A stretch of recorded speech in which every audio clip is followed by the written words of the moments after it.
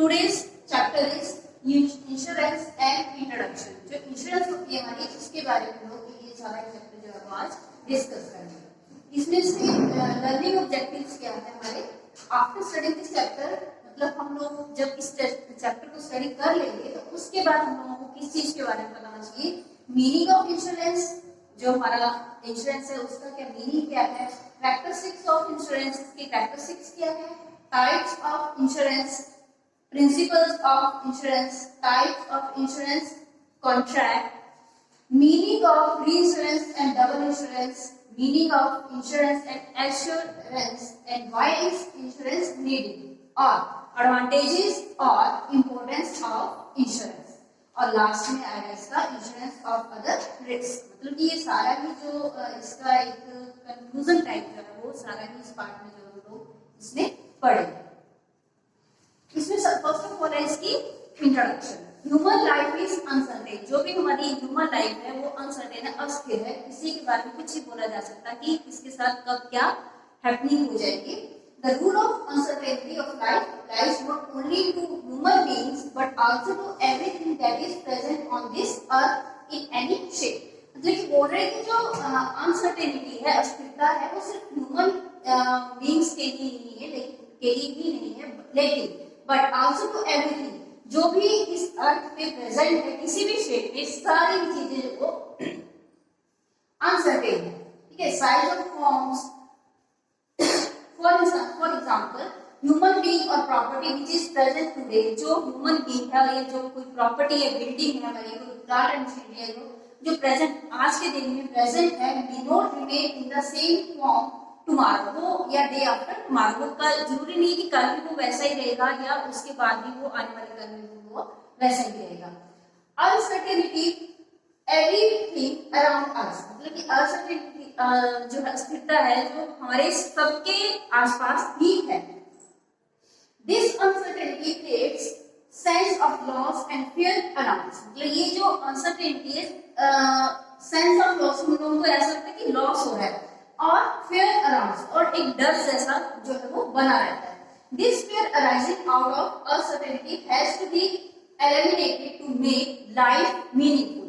मतलब ये जो डर है ये एक जो लाइफ हमारी उसको मीनिंगफुल उसमें लेके जाता है, एंड वर्क लाइफली living. This feeling of loss cannot be eliminated completely। ये जो मतलब एक डर है की फीलिंग है वो लोगों को अच्छे से जीने नहीं देता है। डेफिनेटली बाय मिनिमाइज, ये जो डर है ये मतलब निश्चित रूप से जो है वो कम होना चाहिए। This minimization of loss can be done either by providing monetary help to the family of disease और by purchasing new property in place of the lost one. एक मतलब इस लॉस को मिनिमाइज करने के लिए क्या किया जा सकता है, या तो फाइनेंशियली हेल्प की जा सकती है फैमिली की, या फिर उस जो प्रॉपर्टी हमारी जो फिनिश हुई है या लॉस में गई है उसके बदले में नई प्रॉपर्टीज है उसको हम परचेज कर सकते हैं। ठीक है, through which loss arising due to uncertainty of life can be minimised is known as insurance. मतलब कि जो मीडियम होता है, मीडियम थ्रू विच, जिस मीडियम के द्वारा हम लोग लॉस जो है जो अराइज होता है अनसर्टेनिटी के द्वारा, उसको जो कवर करते हैं, उसको मिनिमाइज करते हैं, तो उस चीज को हम जानते हैं इंश्योरेंस के नाम से। नेक्स्ट है मीनिंग ऑफ इंश्योरेंस, मतलब क्या मतलब क्या है इंश्योरेंस का। इंश्योरेंस को हिंदी में बोलते हैं बीमा। ठीक है, तो meaning of insurance, insurance is a contract, एक ऐसा कॉन्ट्रैक्ट है, अनुबंध है, where one party taken the responsibility of the risk of other party, मतलब एक पार्टी जो है वो दूसरी पार्टी के रिस्क को अपने ऊपर लेती है in exchange of some fixed fee, किसी एक फी को फिक्स फी के against.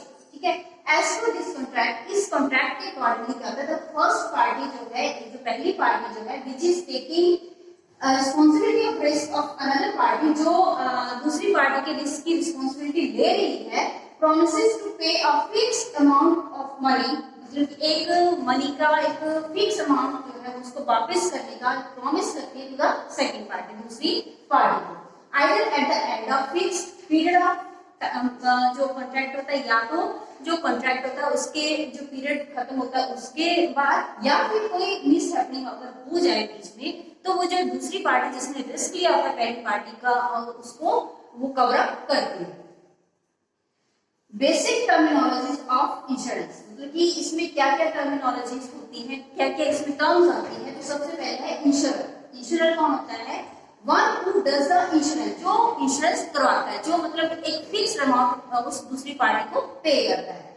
One who does the insurance, that is who takes the responsibility of risk, जो रिस्क की रिस्पांसिबिलिटी को लेता है। सेकंड है इंश्योर, ठीक है, one whose insurance is done. Insure कौन होता है? जिसकी इंश्योरेंस जो होती है वो डन मतलब हुई होती है, that is whose responsibility of risk is taken by the insurer, जिसकी रिस्पांसिबिलिटी एक इंश्योरर के द्वारा ली गई होती है। थर्ड जो हमारे प्रीमियम, थर्ड जो इसकी इंश्योरेंस की टर्म है वो है हमारी प्रीमियम। द प्रीमियम क्या होता है? जो the fee charge by the insurer on account of providing services is called premium, मतलब कि जो भी उसको सर्विसेज मिलती है इंश्योरर को, ठीक है। इंश्योरर कौन होता है? पहले पढ़ चुके हैं कि इंश्योरर वो होता है कि who takes responsibility of risk, जो रिस्पांसिबिलिटी रिस्क की रिस्पांसिबिलिटी अपने ऊपर लेता है वो होता है हमारा इंश्योरर। और इंश्योर कौन होता है? जो अपने आप को इंश्योर करवाता है। थर्ड हमारा premium, the fee charge by the insurer on account of providing services is called premium, ठीक है। तो जो मतलब एक पर्टिकुलर हम लोग पैसा देते हैं या जो कोई एक फी पे करते हैं इंश्योरर को, इंश्योर के द्वारा जो फी पे की जाती है उस टर्म को बोलते हैं प्रीमियम। नेक्स्ट है पॉलिसी। नेक्स्ट टर्म है इसकी टर्मिनोलॉजी में policy, document of contract of insurance in which terms and conditions related to contract of insurance are mentioned is known as policy, मतलब कि जो भी उन दोनों के बीच में अनुबंध कॉन्ट्रैक्ट हुआ होगा उस सारे कॉन्ट्रैक्ट की जो भी स्टेटमेंट्स होंगी या उनके आपस में की जो बातें होंगी वो सारी की जो चीज बन के आएगी वो एक पॉलिसी के रूप में बन के आएगी। नेक्स्ट है सम एश्योर्ड, ठीक है। सम एश्योर्ड क्या होता है? Amount for which the insurance policy is taken is known as sum assured, मतलब कितने की आपने पॉलिसी ली है उस पॉलिसी को हम बोलते हैं सम एश्योर्ड।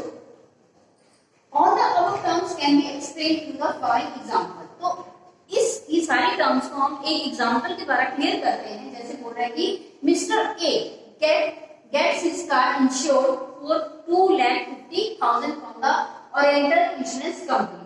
एक कोई मिस्टर ए है, उन्होंने कार ली अपनी और उस कार को इंश्योरेंस करवाई 2,50,000 किससे? ओरिएंटल इंश्योरेंस कंपनी से। तो इसमें क्या हुआ? कंपनी शिमला की कंपनी है। द एनुअल इंश्योरेंस प्रीमियम क्या हुआ इसमें? ₹3,000। जो एनुअल प्रीमियम है इसमें इन दोनों पार्टीज में फिक्स हुआ वो एनुअली मतलब साल में एक बार एनुअल इंश्योरेंस प्रीमियम क्या फिक्स हुआ उनमें ₹3,000। आफ्टर सम डेज उसके बाद क्या हुआ? The car met with an accident, जो कार है उसका एक्सीडेंट हो गया। The expenses for repair of car which are to be paid amount ₹15,000, जो उसमें मतलब एक्सपेंस है रिपेयर के, कार के रिपेयर के एक्सपेंसेस जो है वो कितने देने पड़े? ₹15,000, ठीक है। This amount will be paid by the insurance company, तो ये अमाउंट किसको पे करना पड़ा? इंश्योरेंस कंपनी को। क्यों? क्योंकि वो इंश्योरेंस हुई है गाड़ी की और गाड़ी की इंश्योरेंस किसने की है? मिस्टर ए ने। और किसके द्वारा की गई? मिस्टर ए के द्वारा। और किसने करी है? किस कंपनी के थ्रू करी है? ओरिएंटल इंश्योरेंस कंपनी शिमला की। इस एग्जांपल में क्या हुआ? ओरिएंटल इंश्योरेंस कंपनी जो है हमारा वो इंश्योरर है, ठीक है। Mister A is the insured क्योंकि उसने अपनी गाड़ी की इंश्योरेंस करवाई है।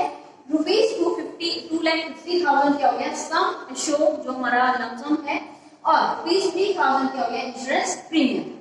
And the document containing terms and condition, और जो डॉक्यूमेंट जिसने टर्म्स एंड कंडीशन अपने अंदर कंटेन किया है, जिसके अंदर पेज के अंदर लिखी गई है, उस चीज को हम बोलते हैं इंश्योरेंस इज एज पॉलिसी, ठीक है। उस डॉक्यूमेंट को क्या बोलेंगे हम? Insurance policy. नेक्स्ट हमारी आएगी डेफिनेशंस ऑफ इंश्योरेंस। डेफिनेशन क्या है इसकी? In the words of justice tender क्या बोलते हैं? Insurance is the contract in which a sum of money एक ऐसा कॉन्ट्रैक्ट है जिसमें in which a sum of money is paid by the assured, जो एक मनी है वो एश्योर्ड के द्वारा पे की जाती है in consideration of insurer increase the risk of paying a large some upon a given conditions. ठीक है, नेक्स्ट है हमारा कैरेक्टरिस्टिक्स ऑफ इंश्योरेंस। इसके फीचर्स क्या है, कैरेक्टरिस्टिक्स को फीचर्स भी बोल देते हैं। तो इसके कैरेक्टरिस्टिक्स क्या है, कैरेक्टरिस्टिक्स में एक और चीज आती है, जो भी इसके प्लस एंड माइनस पॉइंट होंगे वो कैरेक्टरिस्टिक्स के बीच में ही आएंगे। तो जो प्लस पॉइंट है किसी भी चीज के, किसी भी टर्म के, वो हमारी एडवांटेजेस बन जाती है, और जो नेगेटिव पॉइंट होंगे फीचर्स के या कैरेक्टरिस्टिक्स के, वो हमारे डिमेरिट्स बन जाते हैं। तो कैरेक्टरिस्टिक्स ऑफ इंश्योरेंस में क्या है, ये है these are as follows। Number 1 है इसकी टू पार्टीज। इंश्योरेंस में कितनी पार्टीज होनी चाहिए, पहले इसकी कैरेक्टरिस्टिक्स है टू पार्टीज, दो जो जिसमें पार्टीज होनी चाहिए। फॉर एनी इंश्योरेंस कॉन्ट्रैक्ट, किसी भी इंश्योरेंस कॉन्ट्रैक्ट के लिए there are always two parties, उसमें क्या होता है हमेशा दो पार्टीज ही होती है।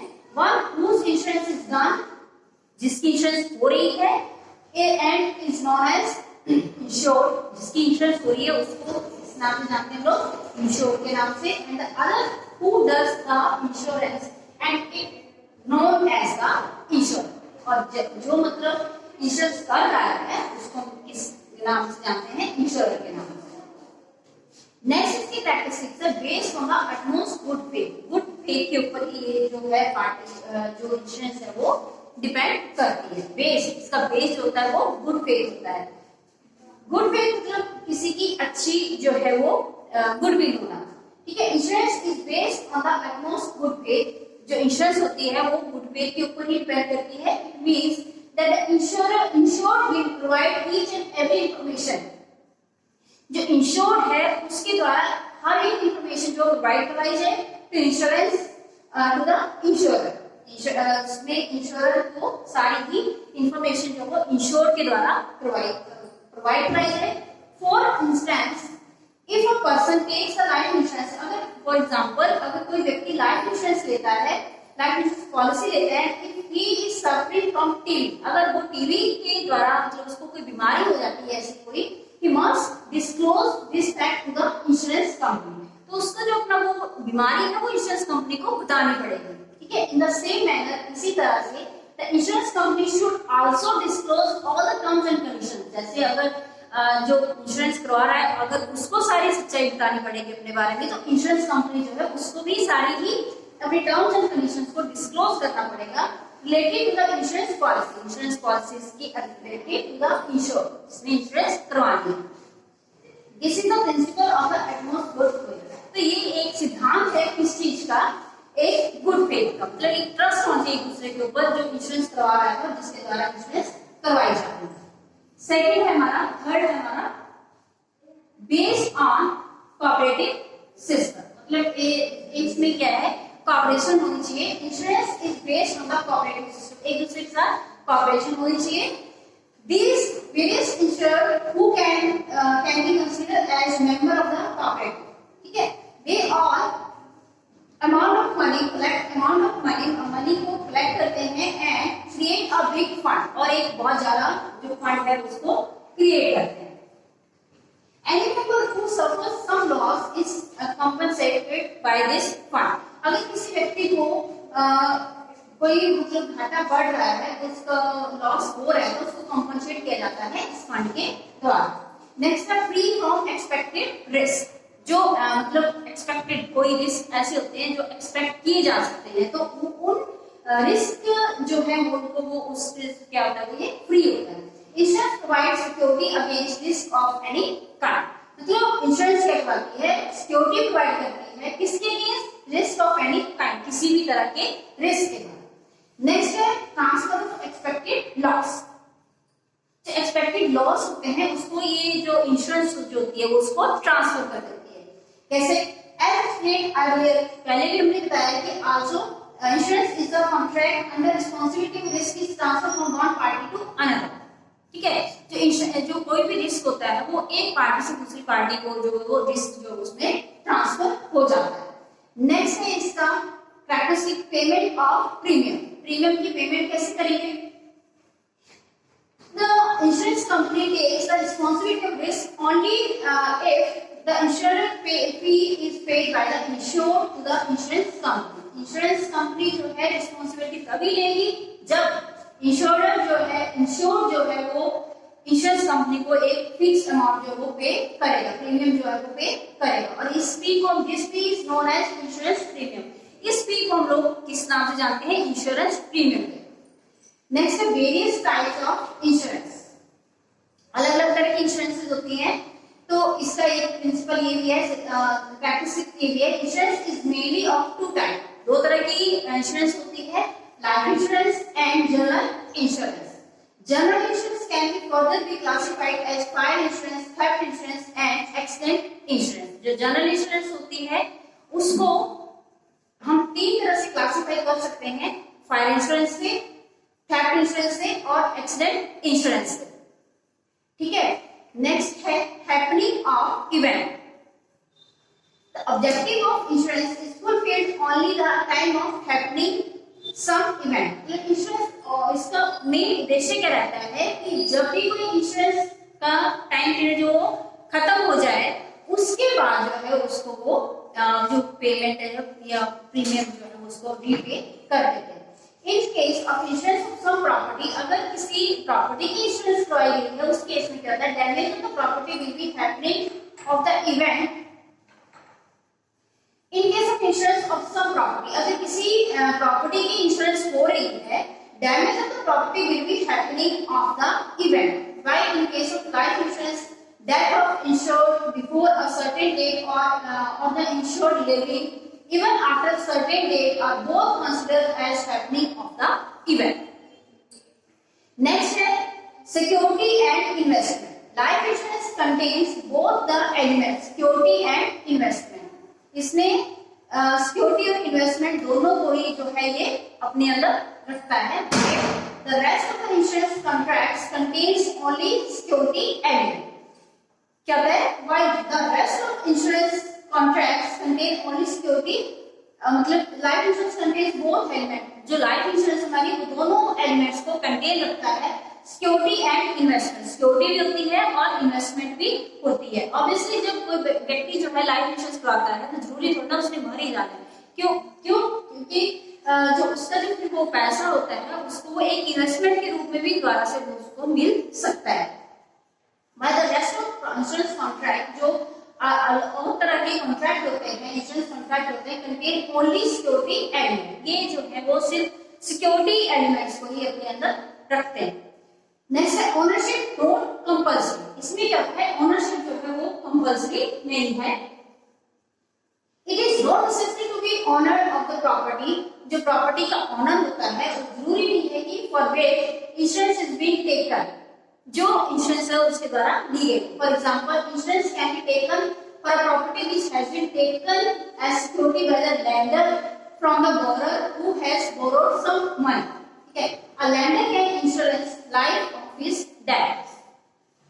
Next types of insurance. Insurance कितनी तरह की होती है? When insurance business came into existence, जब इंश्योरेंस बिजनेस जो है एग्जिस्टेंस में आता है, There were only two types of insurance। आया मतलब जब ये जो एग्जिस्टेंस में आया इंश्योरेंस का काम या बिजनेस जो भी है इसको बोल सकते हैं हम लोग, there were only two types of insurance। वहाँ पे सिर्फ दो तरह की इंश्योरेंस जो थी वो होती थी। कौन कौन सी? Insurance, life insurance and property insurance. सबसे पहले मतलब कि जब भी इंश्योरेंस का टर्म आई इसमें तो सबसे पहले लाइफ इंश्योरेंस होती थी या फिर property insurance. But nowadays insurance has become a very popular medium for eliminating and minimizing risk। लेकिन आजकल के दिनों में क्या है, इंश्योरेंस जो है वो बहुत ज्यादा जो है मतलब रिस्क को कम करने के लिए हर तरह की इंश्योरेंस जो लोग वो करवाते हैं, अपने हेल्थ की या फिर अपने थेफ्ट, मैरिज, सब तरह की इंश्योरेंस जो वो आजकल होती है। Now types of insurance are being introduced by insurance companies। मतलब न्यू टाइप्स, अलग अलग नई तरह की जो टाइप्स है इंश्योरेंस कंपनी के द्वारा वो इंट्रोड्यूस की गई है। Besides life and property insurance, Lata Mangeshkar can insure her sweet voice। Life and property के अलावा भी जैसे लता मंगेशकर है वो अपने गले सिंगर है तो वो अपने गले को इंश्योर करवाएगी। और Sachin Tendulkar can ensure his hands, वो अपने हाथों की इंश्योरेंस करवा सकता है with which he holds his cricket bat, जिसके द्वारा अपने हाथों के द्वारा वो क्रिकेट बैट को पकड़ता है सचिन तेंदुलकर, तो अपने उन हाथों की भी इंश्योरेंस उसके द्वारा करवाई जा सकती है। A businessman can insure a certain amount of profit in case of his business. जो बिजनेसमैन है वो भी किसी एक सर्टेन अमाउंट का एक इंश्योरेंस करवा सकता है in case of his business suffer from some mission, अगर उसका बिजनेस किसी भी मतलब लॉस से सफर होता है तो वो बिजनेसमैन भी अपने एक अमाउंट को फिक्स अमाउंट को इंश्योर करवा सकता है। You can ensure your car, scooter, dancer can ensure his her bags, मतलब हम लोग जो है वो कार या स्कूटर अपने व्हीकल को भी इंश्योर करा सकते हैं, और डांसर जो है वो अपनी लेग्स वगैरह को भी इंश्योर करवा सकती है। इस तरह से अलग अलग तरह की इंश्योरेंस जो है वो अवेलेबल है। Insurance can be classified as follows, जो इंश्योरेंस है जो इसको नीचे दिए उसमें क्लासिफाइड किया जा सकता है। तो नंबर 1 हमारे पास लाइफ इंश्योरेंस। लाइफ इंश्योरेंस क्या है? This is the most popular form of insurance. Life insurance जो है most popular form of insurance है। Any person can insure himself, जो भी व्यक्ति है वो आइदर अगेंस्ट डेथ और for loss of any his body part, कोई भी व्यक्ति जो है वो अपने जो अपने बॉडी के किसी भी पार्ट के अगेंस्ट इंश्योरेंस करवा सकता है या अपनी डेथ के अगेंस्ट भी वो अपने को इंश्योरेंस करवा सकता है। Under life insurance every insured person has to pay a premium. Life insurance में क्या होता है, जिस व्यक्ति ने भी इंश्योरेंस करवाई है उसको प्रीमियम देना होता है।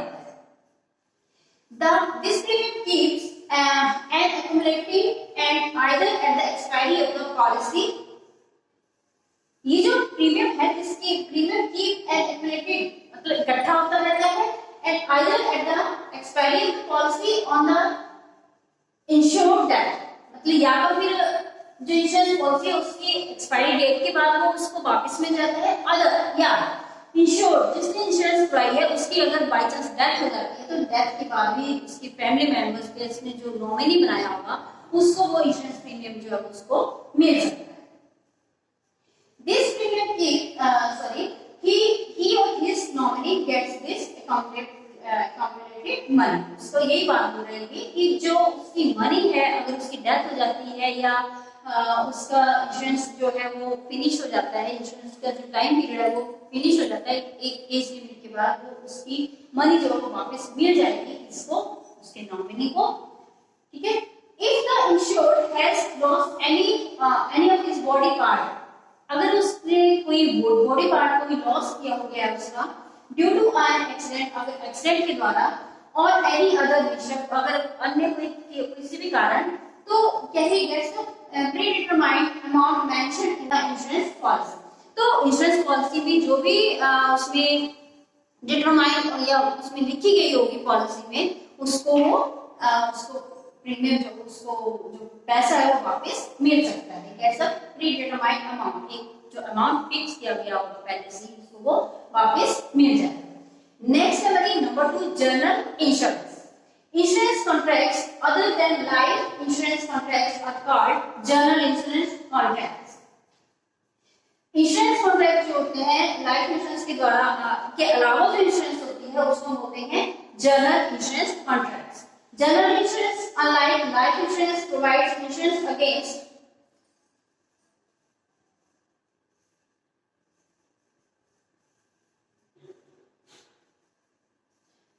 ये चोरी के द्वारा, चोरी से या किसी की मतलब कोई मिसहैपनिंग हो जाए उससे भी उसके इंश्योर करता है। नेक्स्ट हमारी फायर इंश्योरेंस। फायर इंश्योरेंस क्या होती है? किसी भी जो मोस्टली जो फैक्ट्रीज होती हैं उसमें जो गोडाउन होते हैं उसमें आग लगने का खतरा रहता है, तो जो प्रोड्यूसर्स होते हैं प्रोडक्शन जो करते हैं वो अपनी जो प्रोडक्शन होती है उसको पहले से इंश्योर करवा के रखते हैं। तो फायर इंश्योरेंस में देखो, fire insurance provides safety against loss from the fire. Fire के अगेंस्ट ये अपनी उसमें सेफ्टी देते हैं। If the property of the insured get damage due to fire, अगर फायर से उसकी जो प्रॉपर्टी डैमेज हो रही है, the insured will receive the value of the damage property. मतलब जो जिसने उसने इंश्योरेंस करवाई है तो उसको अपनी प्रॉपर्टी जितनी भी उसकी डैमेज हुई है उसके अगेंस्ट उसको एक जो है अमाउंट वो वापस मिल जाए। नेक्स्ट है थेफ्ट इंश्योरेंस, चोरी के अगेंस्ट, ठीक है। Theft insurance provides insurance against theft, चोरी के अगेंस्ट जो है थेफ्ट इंश्योरेंस जो वो एक सिक्योरिटी प्रोवाइड करती है। The insurance company pays the insured the value property as comparison if the property is stolen. Third वाला हमारी मैरिन इंश्योरेंस। मैराइन इंश्योरेंस में क्या होगा, foreign business is done mainly through the sea way, जो भी हमारा एक्सपोर्ट होता है वो सी वे के द्वारा, समुद्री रास्ते के द्वारा ही उसमें यातायात ट्रांसपोर्ट किया जाता है उसमें। while abroad both the ship and the goods transported by are insecure, मतलब जो शिप होती है वो इनसिक्योर होती है तो उसमें गुड्स होती है रखी होती है शिप में, वो भी एक अनसिक्योर होती है, सेफ नहीं होती है। मतलब if the ship faces any mishap, अगर कोई शिप को कोई किसी मिसहैपनिंग से फेस करना पड़े एंड गेट्स डैमेज, और वो डैमेज हो जाए, ठीक है, loss of crores of rupees, उसको बहुत सारे पैसों का जो लॉस जो है उसको फेस करना पड़ेगा। Marine insurance provides insurance facility against the research. तो मैरिन इंश्योरेंस जो है वो ऐसे लॉसेस के अगेंस्ट जो है वो एक सिक्योरिटी जो है उसको प्रोवाइड करवाती है। On the basis of type of insurance companies और insurer is India can be categorized as under, मतलब कि इसको इंश्योरेंस कंपनीज को एक कैटेगराइज कर दिया गया होता है, किया गया है। नेक्स्ट है लाइफ इंश्योरेंस। सबसे पहले हम लोग देखेंगे लाइफ इंश्योरेंस क्या है।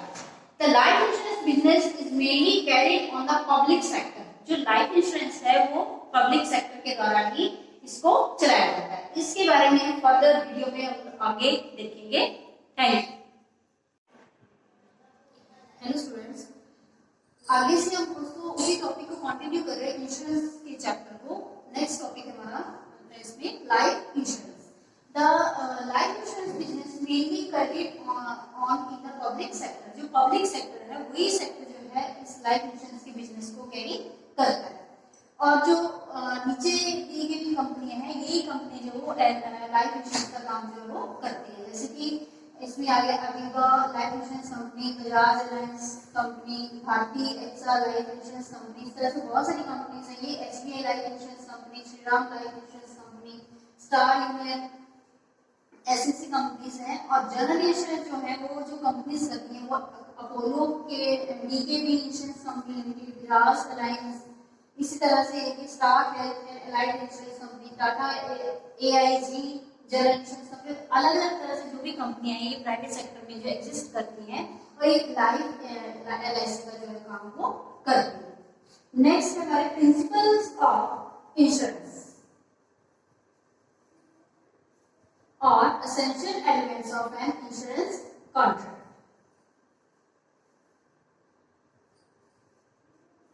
मतलब इंश्योरेंस कॉन्ट्रैक्ट में जो क्या क्या एसेंशियल जरूरत के जो एलिमेंट्स हैं, क्या क्या इसके तत्व हैं, वो क्या क्या होते हैं।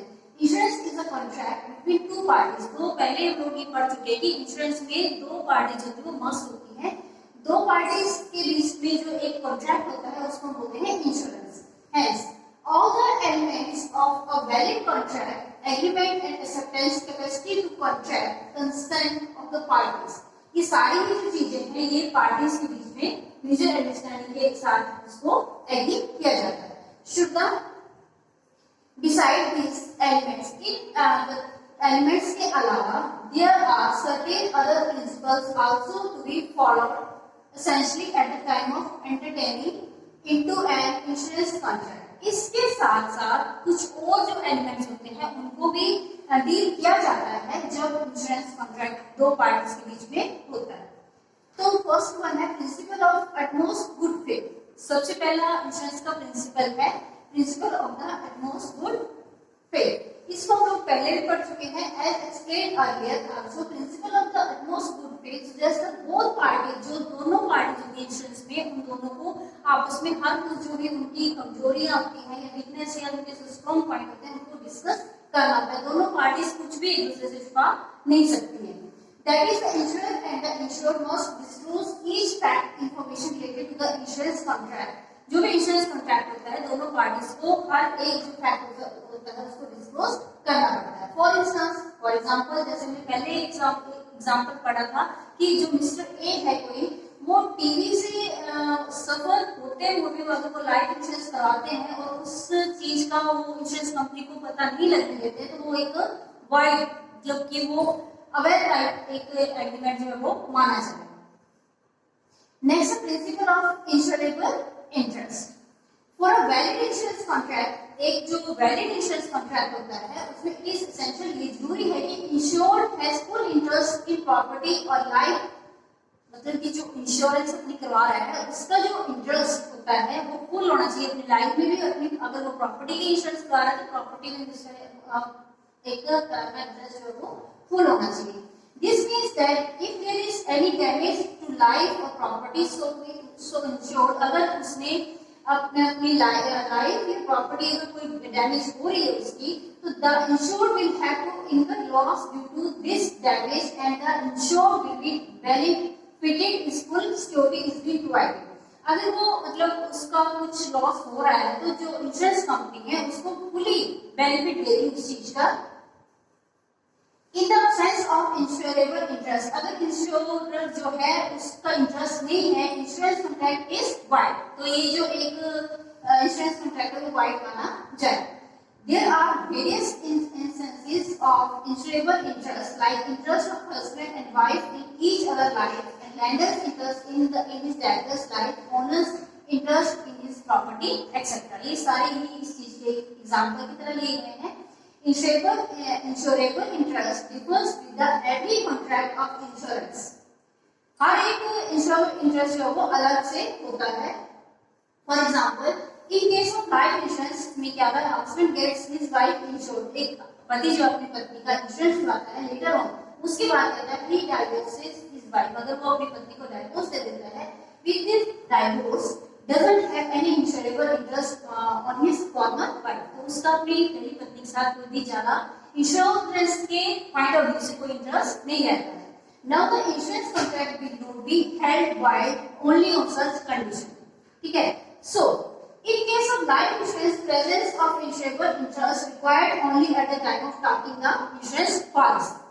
Second है, in case of fire insurance, insurable interest is required at the time of taking the insurance policy as well as the time of occurrence of loss। और third है, in case of marine insurance, insurable interest has to be there at the time of occurrence of loss।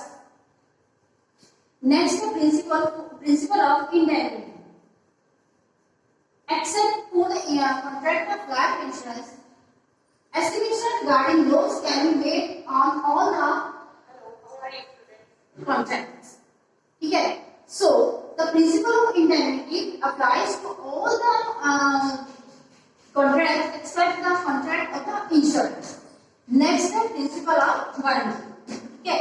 The term warranty काफी है, here stands for certain terms and conditions which are to be fulfilled by the insured। If the insurer does not follow these terms and conditions, the insurance contract can be cancelled। Warranty are of two types, दो तरह की होती है warranty के, number 1 है express warranty और number 2 है implied warranty. These are the जो पहली वारंटी है हमारी एक्सप्रेस वारंटी जो है, these are the written terms and conditions mentioned in the insurance policy. For example, a person getting his ships insured has to give the guarantee that he will not take these ships to certain specified ports। उसको warranty के साथ ये insurance करवानी पड़ेगी कि वो अपनी ships को है वो स्पेसिफाइड पोर्ट्स हैं वहां पे वो लेके नहीं जाएंगे। Next implied warranty, these are the terms and conditions which are not written and are not mentioned in the insurance policy। ये ऐसी टर्म्स एंड कंडीशंस हैं जो इंश्योरेंस पॉलिसी में नहीं लिखी गई होती है, but these are to be followed essentially, लेकिन ये फॉलो करना जो होती है वो बहुत जरूरी होती है। For example, a ship duly insured will sail through only that route which is used commonly by all other ships.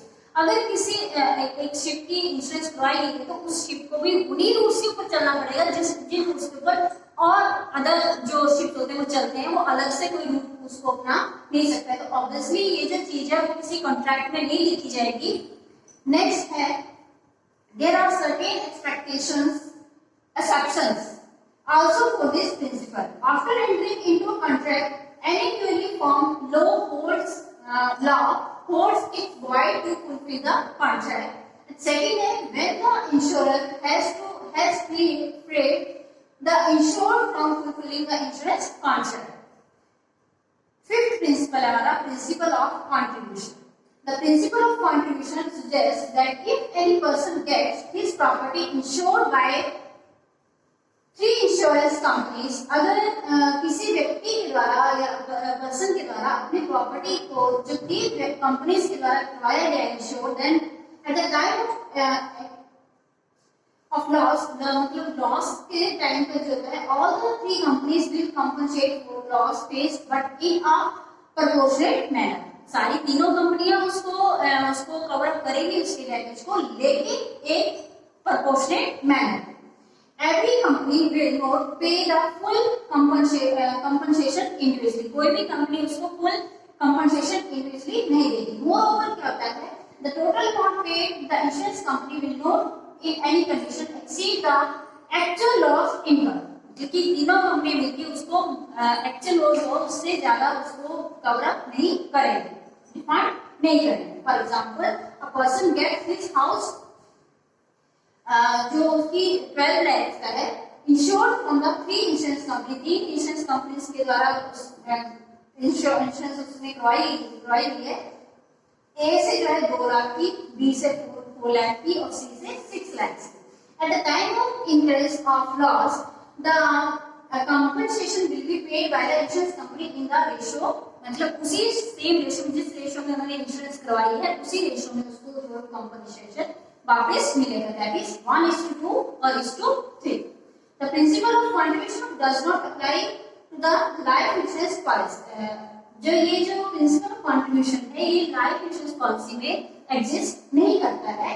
A person can take any number of policies and the expiry of the policy he can get the full amount of the policy.